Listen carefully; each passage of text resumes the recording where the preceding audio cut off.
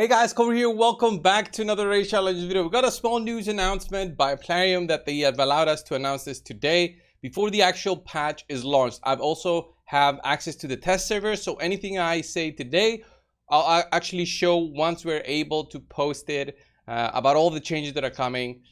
Actually, I think it's tomorrow. So yeah, this is just a heads up on what is coming. So let's get started with number one. Number one is the vault. Okay, the vault will be now split into two vaults, basically the reserve vault and the master vault. So the master vault will be what we have right now, like this one right here.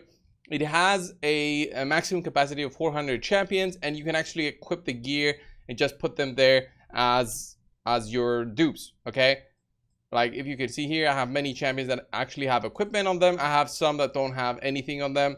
Especially the ones that I use as dupes for the faction guardian system. So yeah, those I don't really use much, like this one. So that's kind of a waste.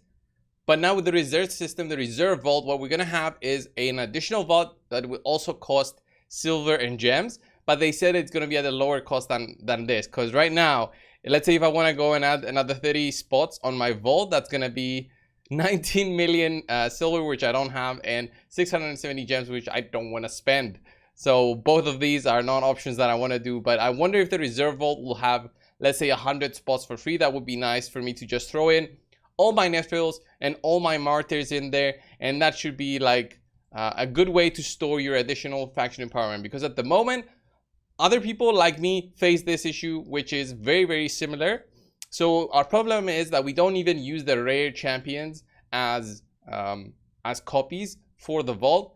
First thing, because we don't really use rares anymore, only maybe for the Doom Tower secret rooms where we have the rares in there as a requirement, and then we use those rares to beat the stage, those extra small bits of stats. So 3 speed, 10% defense, 10% attack, 10% HP, and some accuracy would be nice to have, but you don't really need it on the rares just to beat the secret room. Anyway, with the reserve vault, which will have a maximum capacity from what they say here of 300 maximum, which I'm guessing you'll need to spend a lot to unlock that in terms of either gems or silver.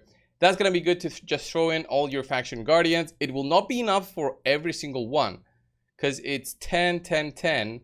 Let's say you put all the rares in there, that's 130, right? So we have 140.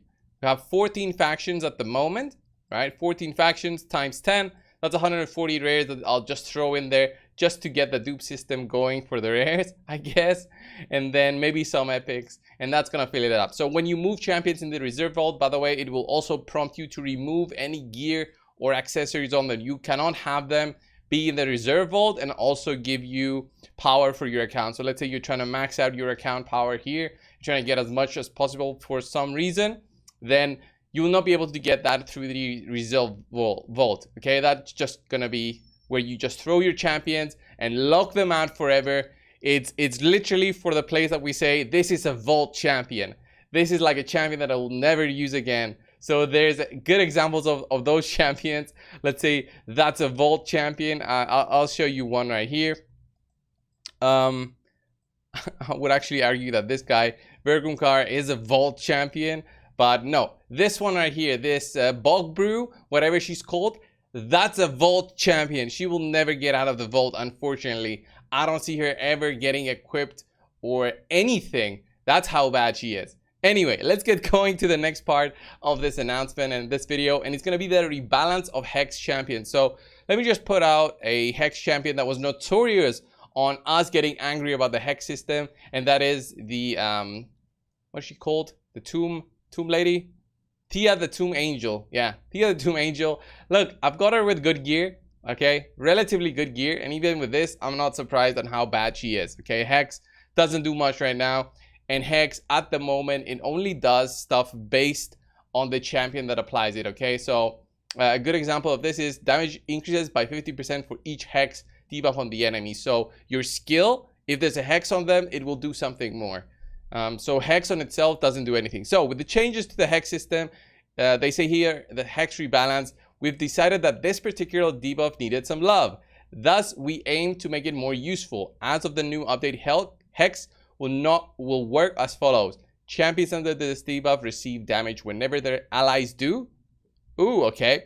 10% of single target attacks or an additional 2% for AoE attacks. Ooh, that's actually going to be very good for applying the Hex. So you apply the Hex on AoE attacks.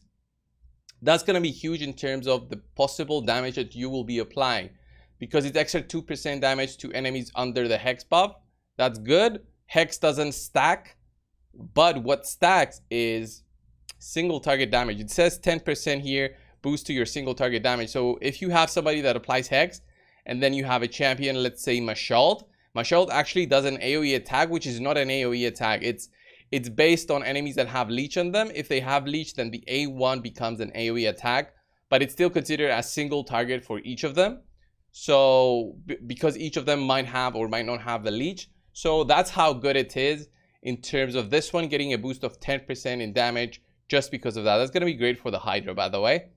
This is extra damage and is not subtracted from the actual attack. Champions under Hex debuffs only take extra damage from direct attacks on their allies, not lasting effects such as poison, HP burn, bomb debuffs, reflect damage buffs, etc. But the damage from Hex ignores the champion's defense. That is very good, especially for the single target boost. So yeah, this will be a direct buff also to Mithrala Lichbane, because she does apply a Hex on the A2 as an AoE. This will give the single target champions, let's say for the arena, where once you apply the Hex, let's say your Cadraphone that you use to go along with Mithrala will be doing 10% extra damage on his single target attack on enemies that have the Hex, or an additional 2%. And again, the way that this works is champions under this debuff receive damage whenever their allies do. So it's very, very strong in terms of you hit one of the allies that has the Hex, the others also get the damage. I think it's going to be very, very strong on AoE attacks because everybody will be hit and everybody will be hitting the others as well. I will be testing this on the test server anyway, and I'll actually show this like live. So be sure to check for my video posted tomorrow where I show all the details of the test server and the new champions that will be available. Thank you guys so much for watching. Subscribe if you haven't already. I'll see you guys in the next one. See ya.